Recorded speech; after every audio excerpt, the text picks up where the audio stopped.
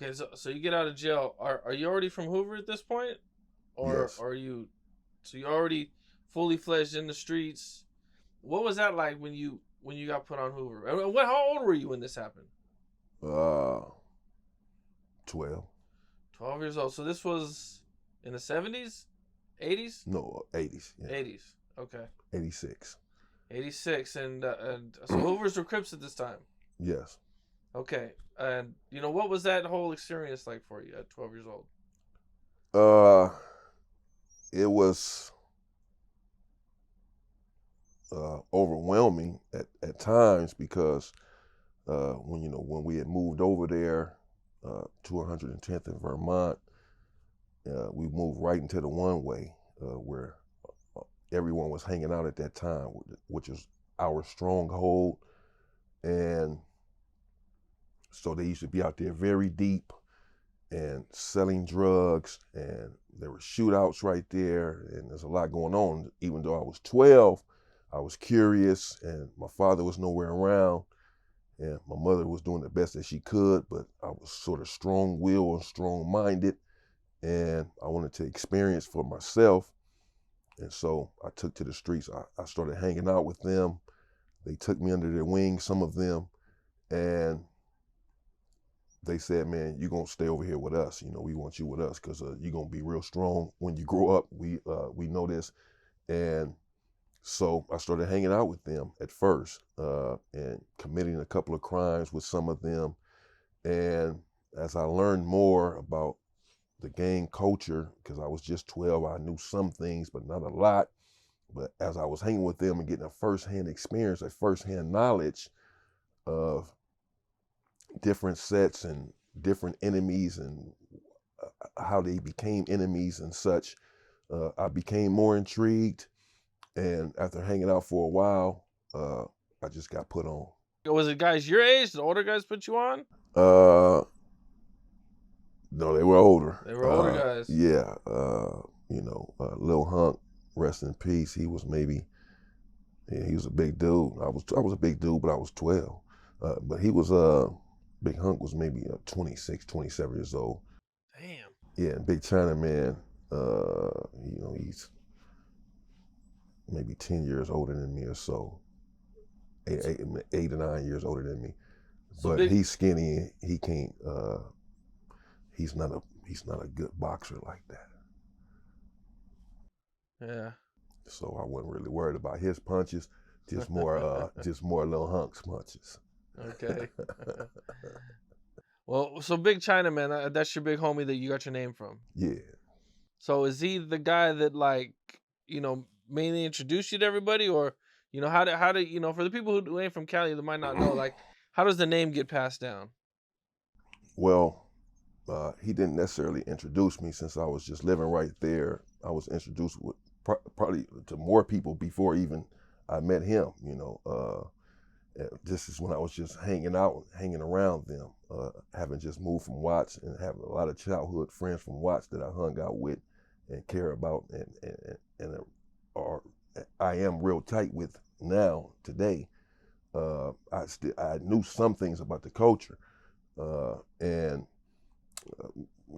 maybe I don't know how long, couple of months maybe after living over there, a month or so, when I met Chinaman, and actually my sister and him began to date somewhat, took a liking to each other, and so Chinaman was always over at the house, and I think he was the one maybe sort of convincing me to just go ahead and get put on, and so naturally, since he and I were pretty close, he was close with my family and my sister, I took after his name.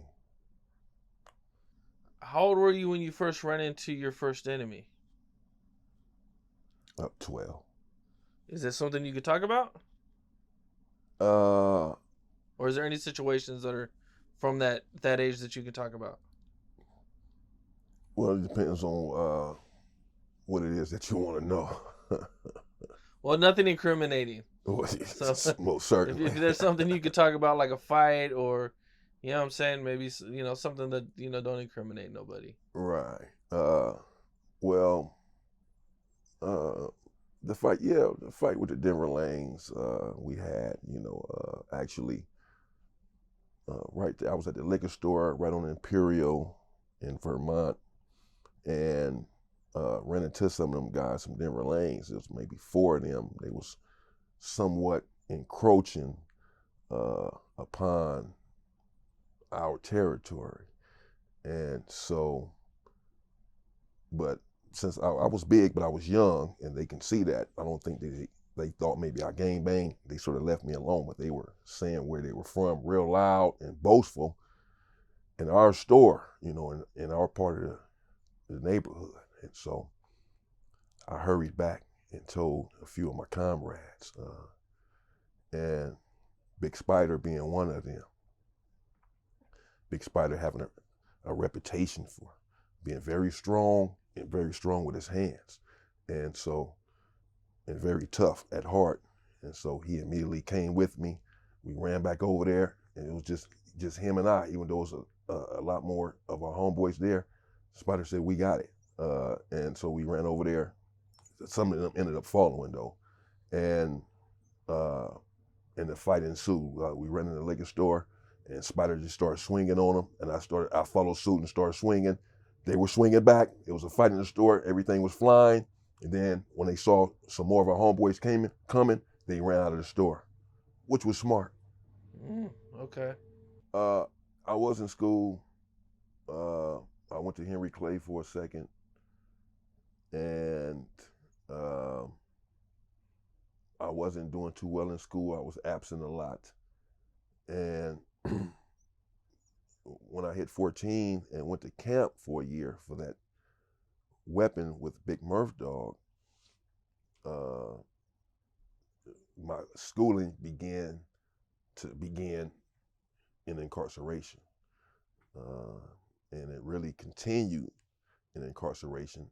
I graduated high school. It has the same curriculum as any other high school diploma. You have to pass the same any curriculum. It's an official high school diploma. I do have some units of college, social studies, and then, this is all essentially while I was in YTS, in YA. I did 4 years in YA for a robbery. So after you got out for the year, how long are you on the streets before you end up going back for 4 years? What's up? This is Cam Capone. We got more content like this coming soon. So hit that like button, subscribe, and stay locked in to Cam Capone News.